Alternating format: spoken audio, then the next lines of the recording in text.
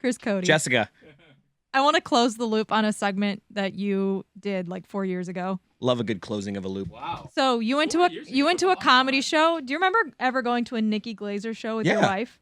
And I sat right next to a fan. Next to a LeBatard Show fan, and he was on a first date. And then the next day you came into the show. And I ridiculed him for going on a first date to a comedy show. Exactly. So as it turns out in this small world, that guy is a friend of a friend. And I met him a week ago. We had dinner. What?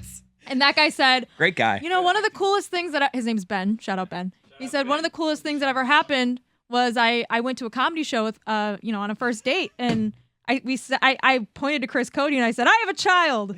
And then they ended up sitting me next to him. And then the next day, a little awkward when you have an interaction with somebody and then you get sat right next to them. He said the same thing. And then the next day on the show, Chris Cody started a segment by saying taking a first date to a comedy show is a really bad idea. Did they end up together? Yeah, no, they broke up. Oh. So that's why I'm closing the loop to tell you I was right. Absolutely right. Put the imaging, Mike.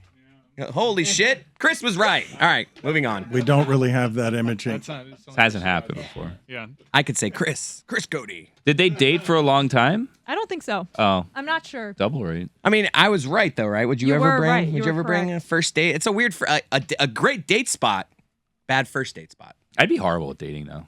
Yeah. I wouldn't know where to go, what to do. Also, the fear that someone's going to TikTok about your first date when they get home, that's a thing no one had to think about 5 years ago. I go on TikTok all the time, and it's like, I just went on a date with blah, blah, blah. And I'm like, oh, my God, my head's spinning. If this were me, pressure of TikToking about your date. I've said this before that I'm jealous that I never got to do swiping. Like I never was dating on apps. Wow, you never swiped? And I've said before that I want there to be an app for just making friends, like a guy friend or a girl. They do have that. Like that's what I mean. They actually do have, because I just want to be able to swipe and be like, no, this person looks cool.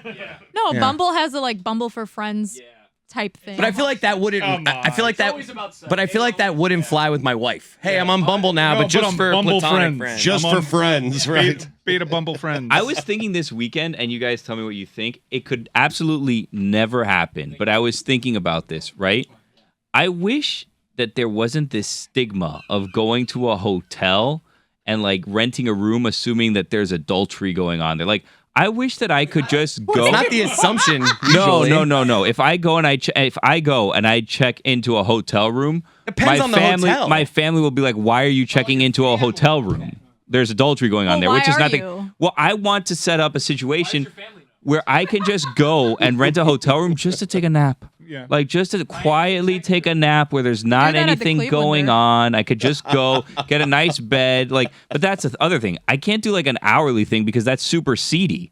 But I wish I could just there was a nice hotel you could go to. I just want the room for 3 hours. I just want to take a nap. You should get a nap house. Dan has one. Yeah. You have a nap house? Yeah, he's got 2 nap houses, one on each coast. Wow. Really? You should do what I do when you go to check into a hotel. When I go to check in, I'm like, hey, I'd like to check in. It's not for cheating. But haven't you guys ever thought no, you should. If you say that, they believe you. They won't. That's true. You guys have families. You guys have children. You guys have just noise constantly going on at home. Haven't you ever thought, man, I wish I could just take a good nap. I can't take a nap here. I wish there was a place. In your house and say, hey, it's quiet time.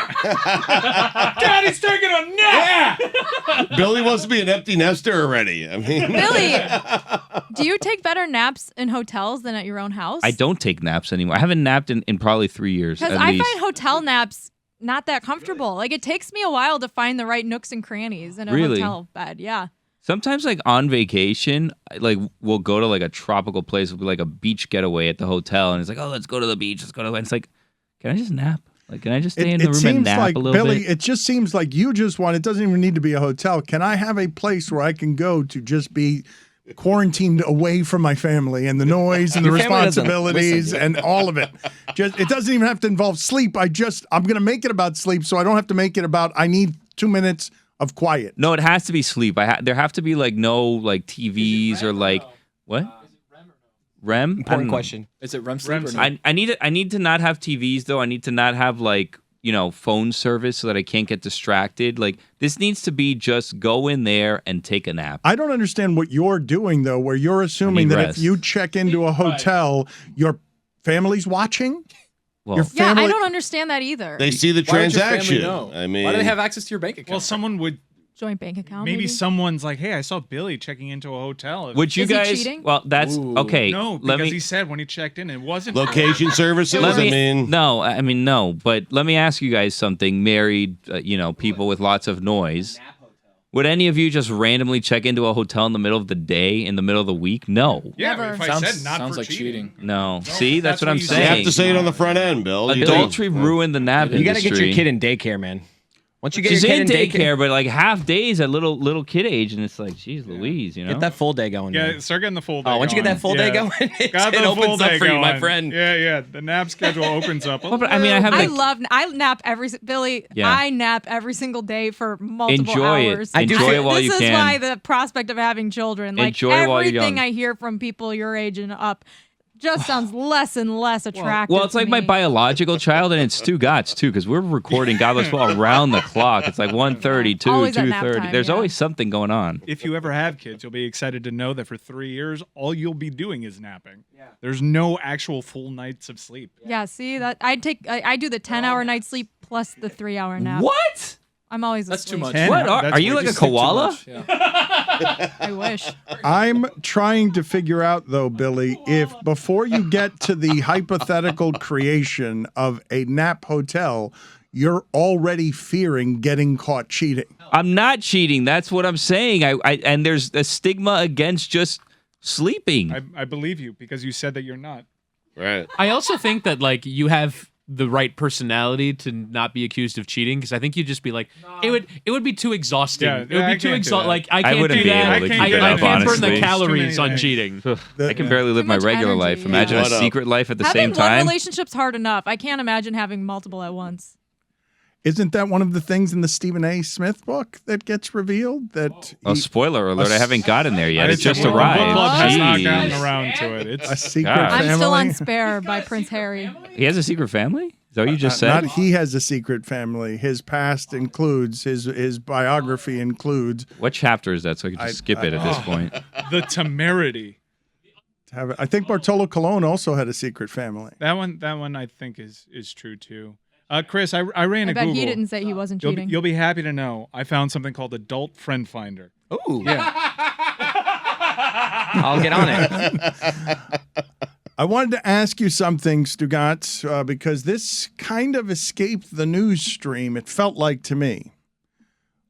In all of the discussion about Ime Udoka and everything that happened with him going from coaching in the championship as rising a hot coach as there is, Celtics reveal that he's leaving for a year and he has not worked since.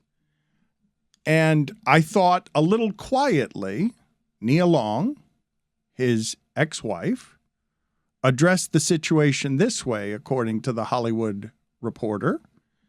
And she said, I think the most heartbreaking thing about all of this was seeing my son's face when the Boston Celtics organization decided to make a very private situation public.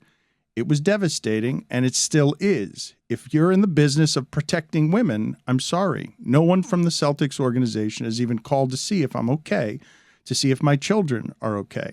It's very disappointing. And when I read that, I'm like, oh, I hadn't considered that. But how could they have done this and respected her and her family's privacy? How do you explain our coach is leaving for a year, and you can maybe say personal matters, but somebody's going to get that story, right? You have to fear that story, if you make it personal matters, what do you do if you're the Celtics? Because she's blaming the Celtics for embarrassing her publicly when this could have been quieter. Could have been handled privately, yep. But could it have been, is what I'm asking you. What she's requesting there, could it have been? I think if the public stance from the Celtics was a joint statement with Ime Udoka saying that he will not be coaching this year due to personal matters and respect their privacy at this time, at least front-facing, you can't blame them the way that she is right now, presently. You can't expect them to call and check in on her? But Is that there were that's a victims pretty- involved that yeah. they had to side with. Like, you can't side with the coach who's doing things to other people in your organization. that's a fair criticism, though, and probably, and until Dan mentioned it, not something that I had considered, which is what about their family and how they want the messaging to go over there. Can someone at least reach out to the family and discuss what their strategy is so the family can at least prepare for it? I think that that's a fair criticism, and maybe if the Celtics could do it over again after hearing that, might do it differently. It certainly doesn't seem like what they did was the right thing, no matter how you look at it, right? Like leaked media reports, that's not the right way for her to find out. And I don't know who is to blame, whether, Ime's doing the leaking or his agent or whatever, but certainly they knew something was going on and she wasn't a part of any of it, which is, I think, probably her point, more so than, reporters will probably find out the story eventually when he does leave or take a leave of absence or get fired, whatever. But regardless, they just didn't handle it well at all initially. Yeah. She'd expect that from reporters. She expected she'd hold the Celtics to a higher standard and was disappointed by that, and I think that's reasonable. Well, one of the things, though, that I'm finding interesting about this, because this is a pretty devastating hurt, right? This woman has lived in Hollywood under public scrutiny for a long time, and she's talking about something any parent can understand.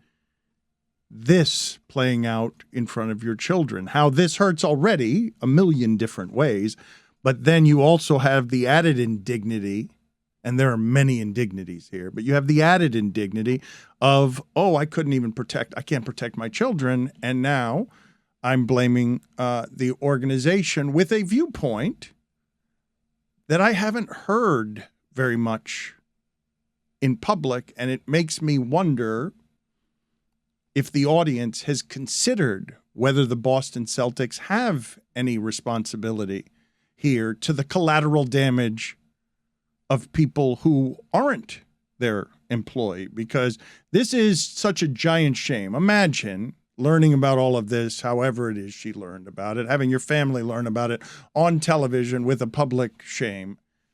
And she's saying the organization needs to do better by me, and I don't feel like that has been heard.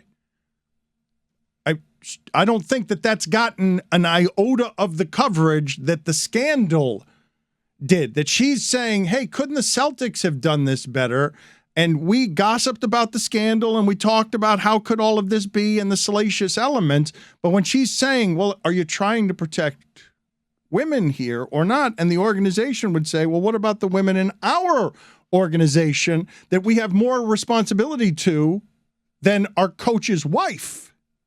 Yeah, but it doesn't mean that her point is wrong. I actually think there is an obligation from the organization to look, especially in something as tricky as this, in a serious situation, to care about the extended family, to care about the wife, the kids, how this is presented. Are they comfortable with it? It's tricky because I understand the other side of it, but there should be an obligation, a moral obligation from the organization to care about that man's family. But you're letting him go. Like you've made the decision. You've talked to your lawyers. You've gone through a whole process. You've decided this person's not going to. This is a fired employee now. Essentially, he's suspended clearly with a view towards eventually ending that contract. But right. You're announcing a suspension. When you announce a suspension for anything else, you say this person is suspended for violating such and such policy. And if you are vague, then the media will go and find out why. And really, I think the Celtics gave up some information. I think the initial reporting, it wasn't said what he did. It was just he's being suspended for a year. Joe Mazzulla is the coach. Yeah, but you can't. But if you do it that way, Whittingham, you're just inviting a million questions. Right, I think you can't just shrug your shoulders and say, I don't know, he's being suspended. But I think that what she's requesting is either discretion or camouflage, like, can my husband take a leave for a year? Something that is more muddled than the thing that's going to invite this shame upon the entirety of the kids in the family. But then it partially looks like they're covering up for him. Correct. And they would never do it for a player. And they still, by the way, haven't released all the details of what he actually did. We've just heard it was really bad, what was going on there. And there's more to it even than just, adultery with an employee of the organization, right? Like that, like there have been sort of hints and suggestions that this is not a one-time only thing or about just this one thing. Nothing that has been pinned down. You hear in these circles, you hear all sorts of stories now, which the family is also subject to, because this was a partial revelation. It wasn't a total revelation, and now it becomes internet gossip and whatever it is that the kids are getting at school. And forgive me, I made a mistake. They were not married. She is or was his fiancée, but she is saying publicly, the organization did not protect me. And I don't feel people are hearing that or caring. Am I wrong? Because they care about this woman. There was plenty of gossip and clucking about how could you do this to this woman, the best among us? Like, how could you be such a man? How could you be just this distinctly, stupidly male? You weren't just taking naps at those hotels. That's what I was going to say. So let's say, Dan, you're walking past the Lowe's and you see Billy Gill and he's checking in at the front desk. And he doesn't say, I'm not cheating when he checks in. He doesn't say anything. Are you calling bubbles? How are you dealing with that? If I secretly see Billy checking into a hotel and he's a little afraid and he looks suspicious and because he doesn't say the thing you're supposed to say on the front end. Yeah. And he's immediately assuming that first of all, he would look very suspicious. He would not do this casually. He would not look like Joe Burrow throwing a football before a playoff game. He would be looking around every corner. He would look like someone who is cheating because he's afraid of being seen as cheating. Well, not. But you didn't say it. Yes. But you didn't say you weren't. So it's what if I was just getting like a fan or something? But Billy, you wouldn't just straight. Not that Lowe's. Oh. Billy, you wouldn't just straight check in, to Dan's point. He is right. I'd probably wear like a Batman mask or something so no one would recognize me.